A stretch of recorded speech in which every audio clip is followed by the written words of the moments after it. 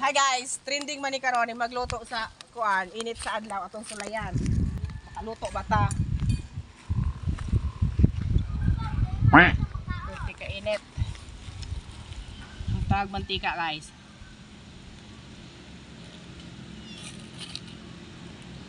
Tora. Ayo Meng. Ay isa Ming. Isa Ming. Isa.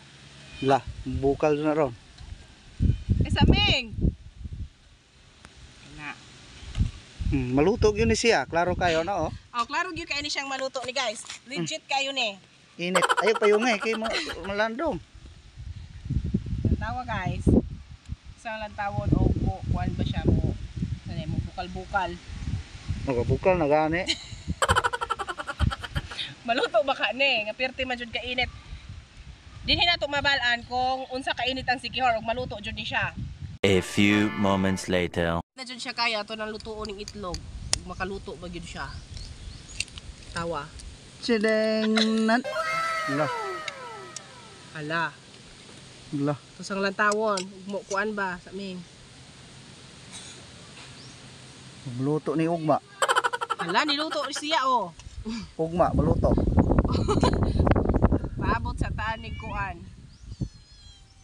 24 hours. Ni kuan ba siya oh. Nao kanang white oh ni kuan oh. Chulaw man. Ang tawag god? Kayo nga. Mm. Sa.